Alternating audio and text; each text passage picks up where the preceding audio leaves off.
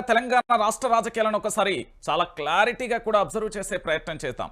ఇక్కడి రాజకీయాలు మునుపెన్నడూ లేని విధంగా కొత్త పందాతో ముందుకెళ్తున్నాయని చెప్పడంలో ఎలాంటి డౌట్ లేదు. ప్రజలకు ఇచ్చిన వాగ్దానాలను నెరవేర్చాల్సిన ప్రభుత్వాలేమో సైలెంట్ అయిపోయాయి. ఇక వాగ్దానాల కోసం పోరాటం చేస్తున్న విపక్షాలు కూడా ఎంత పోరాటం చేసినా కూడా ససేమిరా అంటుంది ప్రభుత్వం. ఇక్కడ ఈ రెండు అంటే విపక్షాలు ప్రభుత్వానికి సంబంధించి మధ్యలో నలిగిపోతున్న ప్రజలు మాత్రం ఆర్తనాదాలు చేస్తున్నారు అని చెప్పడంలో ఎలాంటి డౌటు లేదు. ఎందుకంటే ఇది ఇప్పటికే చాలా సందర్భాలలో కూడా నిరూపితమైంది, నిజమైంది, వాస్తవమైంది. తెలంగాణ ప్రాంత ప్రజలందరికీ కూడా తెలిసిపోయింది.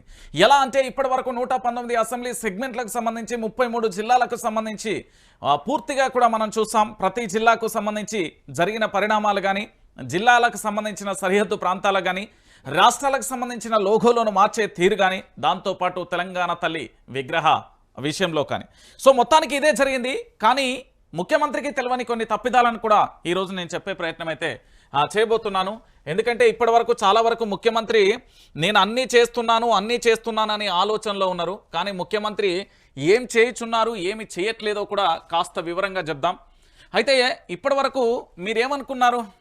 MLA, member of legislative assembly సభ్యుడు, అంతే కదా. ఈయన జీతం ఎంత? 20. ఈ ఎమ్మెల్యే జీతం 20,000. ఒకసారి చూడు, మొత్తం చూడు ఒకసారి. ఈ ఎమ్మెల్యేలకు సంబంధించిన చిట్టా చూద్దాం. హైలైట్ ఏంటంటే, తెలంగాణ ప్రాంత ప్రజలరా, ఈ కాంగ్రెస్ పార్టీ అధికారంలోకి రానే వచ్చిందో లేదో, గిట్ల వచ్చి గట్ల రాగానే చరిత్రలో కనీవిని ఎరగని రీతులలో ఒక్కొక్క ఎమ్మెల్యేలకు సంబంధించిన ఆదాయం 10% పెరగాల్సింది కాస్త 100% నుంచి 1000% డెవలప్మెంట్ అయింది. మీరు నమ్ముతారో నమ్మరో, నెలకు 78,000 అలవెన్స్తో కలిపి ఒక నెలకు ఎమ్మెల్యేకు 78,000. ఒకసారి ఈ చరిత్ర చూద్దాం, ఎందుకంటే ఇది తెలియాలి.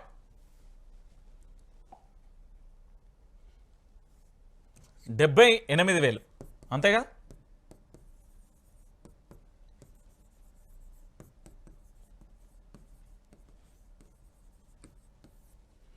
సో ఇప్పుడు దీంట్లో భాగంగా ఒకసారి మనం ఆలోచిద్దాం. ఈ ఎమ్మెల్యేలకు సంబంధించిన జీతాల విషయంలో, అంటే దేనికోసం ఇస్తున్నాం?